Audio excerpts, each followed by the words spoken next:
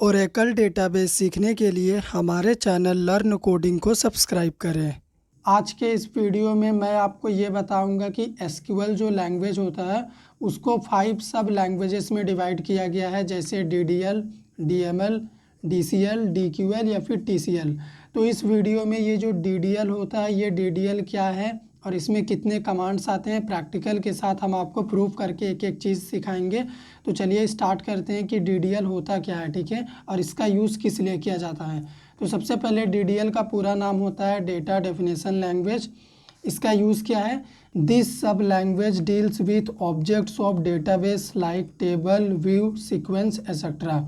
ये जो हमारा डीडीएल लैंग्वेज है ना, ये एसक्यूएल का एक सब लैंग्वेज है, आपको पता है। तो ये जो लैंग्वेज है डीडीएल, ये ओरेकल डेटाबेस के ऑब्जेक्ट से डील करता है। और आपको भी पता है ओरेकल डेटाबेस में ऑब्जेक्ट हम कहते हैं टेबल को, व्यू को, सीक्वेंस, ये सभी ओरेकल डेटाबेस के ऑब्जेक्ट हैं।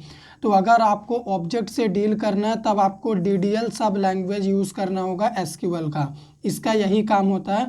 तो ये जो डीडीएल लैंग्वेज है ना, ये हमें क्या करता है? इट प्रोवाइड्स 5 कमांड्स, जैसे create, rename, alter, truncate and drop.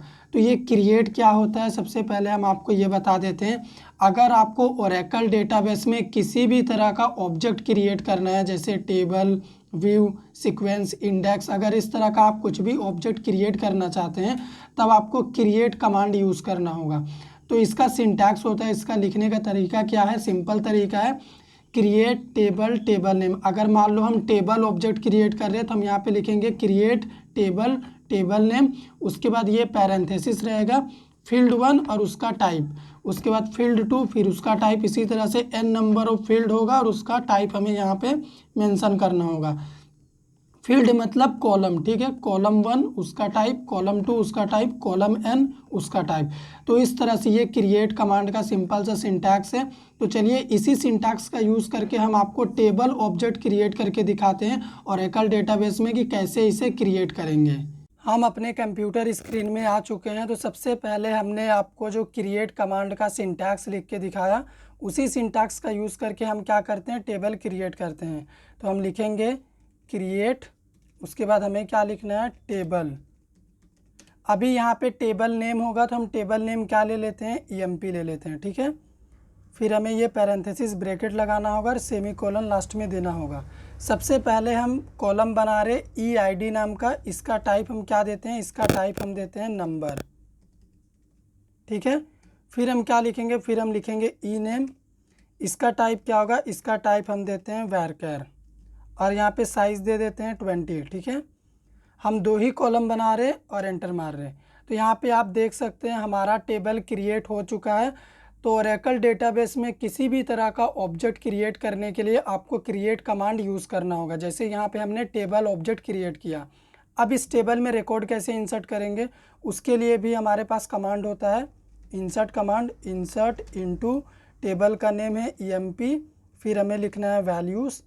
और अभी हमारे पास कितने कॉलम है? ईआईडी है, इसका टाइप नंबर है, तो यहाँ पे नंबर देते हैं 10, कॉमा ई नेम, इसका टाइप वैरिएबल है, यानी कैरेक्टर टाइप की वैल्यू यहाँ पे हम ले सकते हैं।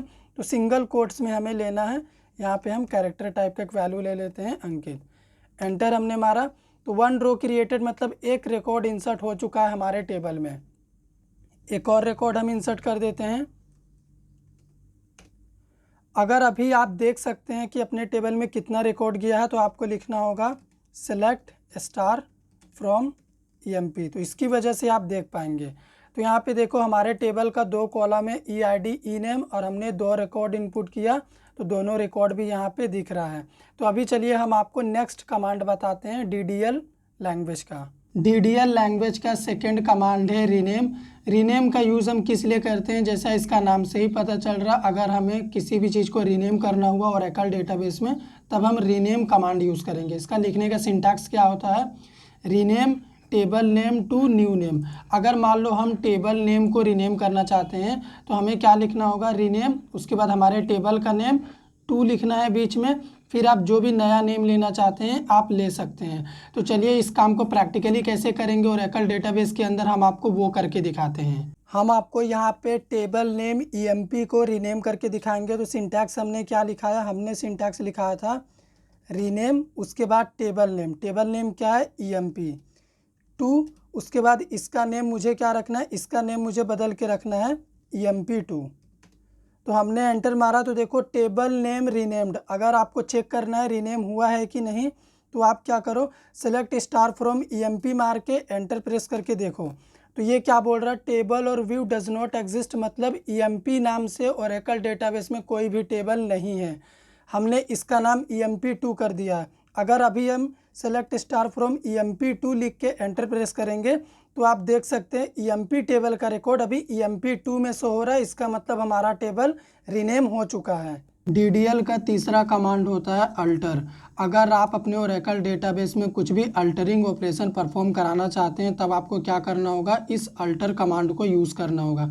इसका लिखने का सिंटैक्स क्या होता है, alter table, table name, add column name, उसका टाइप। अगर मान लो हमें अपने ओरेकल डेटाबेस में एक कॉलम को ऐड करना है, मान लो हमने टेबल क्रिएट कर लिया 2 कॉलम के साथ, बाद में मुझे एक और कॉलम ऐड करना है तब मुझे अल्टर कमांड यूज़ करना होगा। और इस तरह से हम सिंटैक्स लिख के कॉलम को ऐड कर सकते हैं। आप चाहें तो रिमूव भी कर सकते हैं, अल्टर कमांड की मदद से टेबल से कॉलम को हटा सकते हैं। अगर आपको टेबल में कांस्टेंट ऐड करना है, कांस्टेंट लगाना है, फिर भी आपको अल्टर कमांड ही यूज़ करना है। या फिर मान लो हमने ये जो कॉलम बनाया है, इसका जो डेटा टाइप दिया है, इसकी साइज को अगर घटाना है या फिर बढ़ाना है, फिर भी हम क्या कर सकते हैं, इस अल्टर कमांड की मदद से इन सभी अल्टरिंग ऑपरेशन को परफॉर्म कर सकते हैं। तो चलिए हम आपको सिंपल सा अल्टर कमांड का एक प्रैक्टिकल करके दिखाते हैं, जिसमें हम क्या करेंगे, अपने टेबल में कॉलम को ऐड करके दिखाएंगे।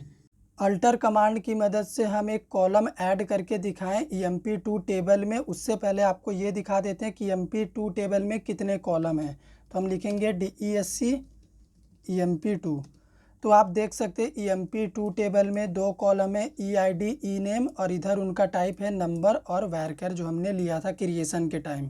अभी हम अपने इस टेबल में कॉलम ऐड कैसे कर सकते हैं, सिंटैक्स हमने क्या लिखाया था, अल्टर टेबल, टेबल नेम हमारा क्या है, emp2 में हमें कॉलम ऐड करना है emp2, उसके बाद ऐड लिखना है कॉलम नेम। ठीक है, कॉलम का नेम हम क्या ले लेते हैं, एड्रेस यानी एम्प्लॉय का एड्रेस। इसका टाइप हम ले लेते हैं varchar, और यहाँ पे साइज़ दे देते हैं 30। ठीक है, आप चाहे कैपिटल लेटर में लिखो या फिर स्मॉल लेटर में लिखो, कोई फ़र्क नहीं पड़ता है एसक्यूएल लैंग्वेज में। ठीक है, एंटर प्रेस करते हैं तो टेबल अल्टर्ड, इसका मतलब हमारे emp2 टेबल में एड्रेस नाम का कॉलम ऐड हो चुका है। अगर हमें देखना है तो हम इस तरह से देख सकते हैं। यहाँ पे आप देखिए एड्रेस नाम का हमारा कॉलम आ चुका है।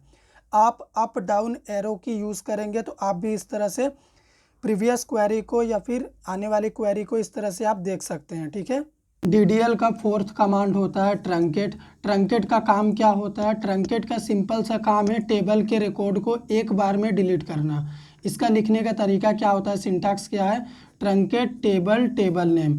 अगर हम इस तरह का कुछ भी सिंटैक्स लिखते हैं तो उस टेबल में जो भी रिकॉर्ड होगा उस टेबल का रिकॉर्ड एक बार में डिलीट हो जाएगा। लेकिन हाँ, ट्रंकेट से टेबल डिलीट नहीं होता है, सिर्फ और सिर्फ टेबल का रिकॉर्ड डिलीट होता है। तो चलिए प्रैक्टिकल करके हम आपको दिखाते हैं जो मैंने बातें आपको बताई वो सही हैं कि नहीं। ट्रंकेट में मैंने क्या बोला था कि ये टेबल के रिकॉर्ड को सिर्फ डिलीट करता है, टेबल को डिलीट नहीं करता है। तो सबसे पहले हम आपको दिखा देते हैं हमारा emp2 टेबल। इसमें देखो 3 कॉलम है और 2 कॉलम में रिकॉर्ड है, एक कॉलम जो हमने लास्ट में बनाया था उसमें रिकॉर्ड नहीं है। लेकिन अगर हम इस emp2 टेबल को ट्रंकेट करते हैं, जैसे truncate table, table name emp2, ये सिंटैक्स था हमारा, एंटर। तो टेबल ट्रंकेटेड, इसका मतलब हमारे टेबल का ये रिकॉर्ड हट चुका है, ये रिकॉर्ड रिमूव हो चुका है। हम आपको दिखा देते हैं। तो यहाँ पे देखो नो रो सेलेक्टेड, इसका मतलब हमारे टेबल का रिकॉर्ड जा चुका है, लेकिन अभी भी हमारा emp2 टेबल है। अगर आपको देखना है तो आप लिखेंगे DESC emp2। तो देखो टेबल का स्ट्रक्चर है लेकिन टेबल का रिकॉर्ड डिलीट हो चुका है। तो ट्रंकेट का यही काम होता है। DDL लैंग्वेज का 5th कमांड होता है हमारा ड्रॉप। ड्रॉप का काम क्या होता है, किसी भी चीज़ को परमानेंटली डिलीट करने के लिए। इसका लिखने का सिंटैक्स क्या होता है, अगर हम लिखते हैं ड्रॉप टेबल, टेबल नेम, तो जिस भी टेबल को हम ड्रॉप कर रहे हैं वो टेबल भी डिलीट होगा और उस टेबल के अंदर जो भी रिकॉर्ड है वो रिकॉर्ड भी डिलीट होगा और ये परमानेंट डिलीट होगा। आपको बाद में ये रिट्रीव आप नहीं कर सकते। तो चलिए प्रैक्टिकल करके हम देखते हैं ड्रॉप कमांड का। ड्रॉप कमांड के लिए मैंने बोला था कि ये टेबल को भी डिलीट करता है और उसके रिकॉर्ड को भी रिमूव करता है। तो चलिए दिखाते हैं। सबसे पहले स्क्रीन को क्लियर कर लेते हैं CLSCR से। तो हमारे पास एक टेबल है, उसका नेम क्या है? उसका नेम है स्टूडेंट। ठीक है, आप देख सकते हैं इसमें रिकॉर्ड भी है। अगर हम अभी ड्रॉप क्वेरी फायर करते हैं इस स्टूडेंट टेबल में, हमें लिखना होगा ड्रॉप टेबल, टेबल का नेम है स्टूडेंट। तो मैसेज आ चुका है टेबल ड्रॉप्ड, इसका मतलब हमारा टेबल भी रिमूव हो चुका है, उसका रिकॉर्ड भी जा चुका है। अगर आपको चेक करना है तो आप देख सकते हैं DESC, टेबल का नेम स्टूडेंट। तो देखो यहाँ पे क्या बोल रहा, object student does not exist. इसका मतलब इस नाम का कोई भी ऑब्जेक्ट यानी टेबल हमारे ओरेकल डेटाबेस में नहीं है। तो इस तरह से इस वीडियो में हमने आपको DDL कमांड एक एक करके प्रैक्टिकल वाइज प्रूव करके दिखाया। वीडियो पसंद आया हो तो लाइक करिए, शेयर करिए, चैनल पे नए हैं सब्सक्राइब कर दीजिए।